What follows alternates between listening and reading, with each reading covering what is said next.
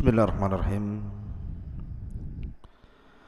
Assalamualaikum warahmatullahi wabarakatuh. Alhamdulillah wassalatu wassalamu ala Rasulillah wa ala alihi wa sahbihi wa mawalah wa la hawla wa la quwata illa billahi wa ba'du. Qala Allahu azza wa jalla ya ayyuhalladzina amanu taqullaha haqqa tuqatih wa la tamutunna illa wa antum muslimun. Amma ba'du, ma'asyiral muslimin yang dimuliakan Allah Subhanahu wa taala. Alhamdulillah, di pagi hari ini dengan izin Allah Subhanahu wa taala kita masih bisa bertalabul ilmi. Kemudian salawat dan salam tak lupa kita haturkan kepada Nabi besar Muhammad sallallahu alaihi wa ala alihi wasallam. Pembahasan di pagi hari ini kita akan mengupas tentang makhluk yang Allah Subhanahu wa taala ciptakan sebelum Nabiullah Adam alaihi salatu wassalam, di mana disebutkan dalam surah Al-Baqarah ayat 30. Allah Subhanahu wa taala berfirman, wa idz qala rabbuka lil malaikati inni ja'ilun fil ardi khalifah qalu ataj'alu fiha man yufsidu fiha wa yasfiku dima'a wa nahnu nusabbihu bihamdika wa nuqaddisu lak qala inni a'lamu ma la ta'lamu. Ketika berkata Rabbmu kepada para malaikat, sesungguhnya aku hendak menjadikan di permukaan bumi ini seorang khalifah. Maka malaikat mengatakan, ya Rabb, apakah engkau akan menjadikan di bumi ini orang-orang yang akan merusak di dalamnya, yang akan menumpahkan darah di dalamnya, sementara kami makhluk yang bertasbih dan memujimu serta membersihkan namamu? Maka Allah Subhanahu wa taala berfirman, sesungguhnya aku lebih tahu apa yang kalian tidak tahu. Di dalam ayat ini menjelaskan kepada kita tentang kisah penciptaan Adam alaihi salatu wassalam. Dalam sebuah hadis dari Abi Musa radhiyallahu an dari Nabi sallallahu alaihi wasallam, dan hadis ini dikeluarkan oleh Abi Dawud dan yang lainnya dan disahihkan oleh Nasiruddin Al-Albani rahimahullahu taala. Innallaha khalaqa Adam min qabdatin qabadhaha min jami'il ardi. Sesungguhnya Allah Subhanahu wa taala menciptakan Adam dari tanah yang diambil dari semua tanah yang ada di bumi. Faja'a banu Adam ala qadril ardi, maka jadilah Bani Adam atau anak keturunan Adam sesuai dengan kadar bumi yang diambilnya. Dalam riwayat bahwa yang mengambil tanah di bumi itu adalah malakul maut. Faja'a minhumul abyad wal ahmar wal aswad, maka karena sifat-sifat tanah itu juga ada yang berwarna putih, berwarna merah, berwarna hitam, maka di antara anak Adam juga ada yang berkulit putih, berkulit merah, dan berkulit hitam, dan ada juga yang bercampur dari tiga warna itu. Kemudian wal khabithu wat tayyib was sahlu wal haznu wa baina dzalik. Karena sifat tanah itu macam-macam, ada yang jelek, ada yang bagus, ada yang muda, ada yang keras. Maka sifat-sifat manusia juga sama. sehingga di antara Bani Adam itu ada yang jelek, ada yang baik, ada yang mudah, ada yang sedih, dan ada yang tercampur dari sifat-sifat itu. Ma'asyiral muslimin yang dimuliakan Allah Subhanahu wa taala, ketika Allah Subhanahu wa taala betul-betul merangkai makhluk yang namanya Adam alaihi salatu wassalam, yang Allah firmankan laqad khalaqnal insana fi ahsani taqwim, sungguh kami ciptakan manusia itu dalam bentuk yang paling indah, yang paling baik.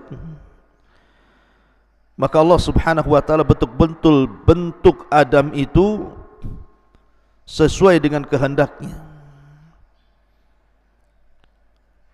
Nabi sallallahu alaihi wasallam bersabda dalam hadis Anas bin Malik radhiyallahu an yang dikeluarkan Imam Muslim, "Lamma sawwarallahu Adam fil jannah," ketika Allah Subhanahu wa taala bentuk Adam sedemikian rupa di sorga, "tarakahu masya Allah an yatrukahu." Maka Allah Subhanahu wa taala biarkan Adam itu mengeras dulu. Ada yang mengatakan selama 40 tahun mengeras, sampai kemudian faja'ala iblisu yatifu bihi yangdur mahu, maka iblis datang mengintip-ngintip, melihat-lihat Allah sedang buat apa nih. Rupanya Allah sedang buat atau menciptakan Adam alaihi salatu wassalam, maka iblis pun kemudian mendekat patung Adam yang sudah mengeras lama itu. Maka dia pun masuk ke lubang mulutnya dan keluar ke lubang duburnya. Falamma ra'ahu ajwab, ketika dia melihat bahwa Adam itu berlubang atau berrongga, maka dia pun mengatakan, "Lau sullita alayya la uhlikanna, ya Rabb, kalau engkau kuasakan makhluk ini kepadaku, ku hancurkan dia." Sampai pada waktunya Allah Subhanahu wa taala berfirman, "Fa idza sawaituhu wa nafakhtu fihi min ruhi faqa'u lahu sajidin." Apabila aku betul-betul sempurnakan penciptaan Adam ini, maka kutiupkan ruh padanya dari ruhku, maka para malaikat pun kemudian bersujud sungguh kepada Adam alaihi salatu wassalam karena perintah Allah Subhanahu wa ta'ala. Mereka sujud karena perintah Allah Subhanahu wa ta'ala. Lah masalahnya di sini, ketika Allah Subhanahu wa ta'ala mengatakan kepada para malaikat bahwa aku akan menciptakan sebuah makhluk, sebuah khalifah di permukaan bumi, tiba-tiba malaikat menyanggah dan mengatakan, "Ataj'alu fiha man yufsidu fiha wa yasfikud dima." Apakah engkau akan menjadikan di bumi ini orang yang merusak, yang menumpahkan darah, sementara kami bertasbih memujimu dan membersihkan namamu? Di sini malaikat mengatakan kalimat man yufsidu fiha wa yasfikud dima. Apakah kau akan menjadikan makhluk yang sebelumnya sudah ada makhluk yang merusak bumi dan menumpahkan darah? Siapa makhluk perusak ini yang diciptakan Allah Subhanahu wa taala sebelum Adam alaihi salatu wassalam? Apakah mereka bangsa jin ataukah bangsa-bangsa yang lainnya selain jin? Ini yang kita akan kupas di pagi hari ini, pengetahuan tentang makhluk yang Allah ciptakan sebelum Adam alaihi salatu wassalam. Ma'asyiral muslimin yang dimuliakan Allah Subhanahu wa taala, memang kalau kita mengacu kepada Al-Quran dan Sunnah Nabi SAW, tidak ada dalil yang menunjukkan tentang bumi ini dihuni atau tidak dihuni sebelum Adam alaihi salatu wassalam. Akan tapi ada akwal ataupun pendapat para mufassirin, ahli tafsir dari kalangan sahabat, kalangan tabi'in dan juga tabi'ut tabi'in, ketika berbicara tentang makhluk yang menempati bumi sebelum Adam alaihi salatu wassalam. Saya ringkas menjadi dua pendapat. Pendapat yang pertama, annal arda kana yaskunuhal jin, bahwa bumi sebelum diciptakan Adam dan juga dihuni oleh Adam dan anak turunannya, bumi ini sudah ada penghuninya. Mereka lah kalangan jin yang Allah subhanahu wa ta'ala ciptakan dari api. Dan ini kebanyakan pendapat ahli tafsir, sebagaimana dikeluarkan atau diriwayatkan oleh Al-Imam At-Tabari dalam tafsirnya, jilid yang pertama halaman 232, dari Abdullah bin Abbas radhiyallahu anhuma, awal man sakana al-ardha al-jin fa afsadu fiha wa safaku fiha ad-dima wa qatala ba'duhum ba'dha. Kata beliau Al-Imam At-Tabari dalam tafsirnya menukil perkataan Abdullah bin Abbas radhiyallahu anhuma, bahwa yang pertama kali menempati bumi adalah kalangan jin. Mereka merusak bumi, menumpahkan darah dan membunuh satu dengan yang lainnya. Bahkan diriwayatkan dengan sanadnya dari Rabi' ibn Anas radhiyallahu an, qala, dia mengatakan, innallaha khalaqal malaikata yawmal arbi'a wa khalaqal jin yawmal khamis wa khalaqa Adam yawmal jum'ati fa kafara qaumun minal jinni fa kanatil malaikatu tahbitu ilaihim fil ardi fatuqatiluhum fa kanatid dima wa kanal fasadu fil ardi. Sesungguhnya Allah subhanahu wa ta'ala ketika menciptakan malaikat itu di hari Rabu, kemudian Allah ciptakan jin di hari Kamis, dan Allah ciptakan Adam di hari Jumat. Menunjukkan di sini ada tartib penciptaan, malaikat dulu, kemudian jin, kemudian Adam. Maka sebagian jin kufur, maka malaikat pun turun untuk mentertibkan mereka, maka malaikat pun memerangi mereka. Maka dari situlah terjadi pertumpahan darah dan kerusakan di permukaan bumi yang diakibatkan oleh ulah jin. Ini pendapat yang pertama, bahwa yang menghuni bumi ini adalah kalangan jin. Akan tetapi ada juga yang berpendapat bahwa yang menghuni bumi ini bukan jin, bukan pula Adam. Artinya sebelum Adam alaihi salatu wassalam itu bukan jin yang menghuni bumi. Lalu siapa yang menghuni bumi itu? Ma'asyiral muslimin yang dimuliakan Allah subhanahu wa ta'ala, ada yang mengatakan bahwa yang menghuni bumi sebelum Adam alaihi salatu wassalam dan juga sebelum jin adalah al-hinnu wal binnu, atau hin dan bin. Dan itu dijelaskan oleh kebanyakan para ulama tafsir bahwa diciptakan hin wal bin ini sebelum jin dan jauh sebelum Adam alaihi salatu wassalam. Tetapi kemudian Allah subhanahu wa ta'ala ciptakan setelah hin dan bin ini jin, yang kemudian jin ini datang dan memerangi hin dan bin. Maka jin-jin ini kemudian menumpahkan darah, membunuh hin dan jin. Akhirnya kemudian setelah hin dan bin pun diusir dari bumi, maka jinlah yang menempati tempatnya di bumi. Itu ada yang mengatakan seperti itu, seperti yang disebutkan Al-Imam Ibnu Katsir dalam Bidayah dan Nihayah jilid yang pertama halaman 55. Tetapi ingat, kata para ulama, la tustanadu ila ay sanadin sahih. Riwayat ini tidak bersanad kepada sanad manapun yang sahih. Artinya ini hanya sebagai pengetahuan, jangan dijadikan sebagai sandaran, karena tidak ada sanadnya. Lalu apa faedahnya? Enggak ada sanad yang jelas tentang masalah ini. Ma'asyiral muslimin yang dimuliakan Allah subhanahu wa ta'ala, juga Imam At-Tabari dalam tafsirnya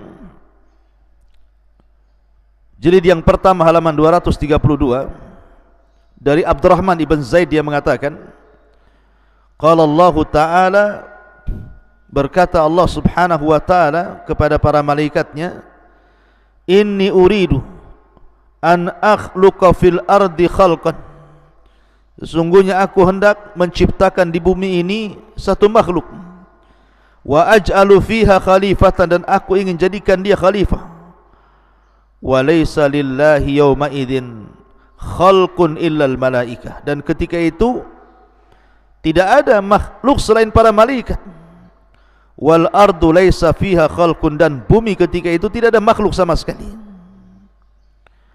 Lah kata para ulama, yang pertama kali diciptakan adalah al-hin wal bin. Sekali lagi, hin wal bin ini tidak ada riwayat yang jelas, tapi sebagai pengetahuan saya jelaskan saja. Jadi kalau seandainya Anda membaca dalam tafsir atau mendapatkan keterangan bahwa ini pendapat yang kuat al-hin wal bin, kita katakan tidak ada sanad yang bisa dijadikan sandaran bahwa dialah yang diciptakan pertama kali sebelum jin, apalagi sebelum Adam alaihi salatu wassalam. Karena ada kemudian sebagian orang hendak menguak tentang seperti apa sebenarnya al-hin wal bin ini, seperti apa bentuknya. Maka Syihabuddin dalam kitabnya dijelaskan tentang beberapa kalangan pendapat khurafat, ya kita katakan khurafat lah ya, karena tidak ada sanad yang jelas gitu ya, bahwa hin dan bin itu ada beberapa jenis gitu ya. Yang pertama, zawatu ajnihatin, bentuknya memiliki sayap. Malahu abdanun kal aswad wa ru'us qattairi, sebagian badannya ada yang seperti ular dan kepalanya seperti burung. Malahu wajhan wahidun min qubulihi wal akhar min khalfihi, wajhani wahidun min kibalihi wal akhar min khalfihi wa arjulun katsiratun. Ada juga yang memiliki dua wajah, wajah depan dan wajah belakang, dan kakinya banyak. Ada juga ma yushbihu nisful insan, ada yang menyerupai separuh manusia, memiliki tangan, kaki, tetapi suaranya aneh. Ketika bersuara, suaranya aneh. Kemudian juga ada juga yang wajahnya seperti kal adami, seperti manusia, tetapi dhahruhu kasul hafat, artinya seperti kura-kura. Wa fi ra'sihi qarnun, dan di kepalanya ada tanduknya. Ada juga yang mengatakan malaku syi'ru abyad wa dhambun kal baqar, memiliki rambut putih dan ekor seperti sapi. Malahu anyab, ada juga yang memiliki anyab, taring, barizah yang nampak gitu ya. Wa adhanun tiwal, dan kupingnya panjang seperti gajah. Wallahu alam, ini tidak ada dalilnya sama sekali bahwa hin wal bin itu bentuknya seperti ini, yang kemudian diperangi oleh bangsa jin. Kemudian bangsa jin menempati bumi setelah berhasil mengusir hin dan bin ini. Alasan pendapat ini karena begini, di sini Allah Subhanahu wa taala mengatakan wa yasfikud dima, dan makhluk ini menumpahkan darah, sementara jin itu tidak ada darahnya. Jin itu tidak ada darahnya seperti manusia begini, sehingga ada makhluk lain selain jin.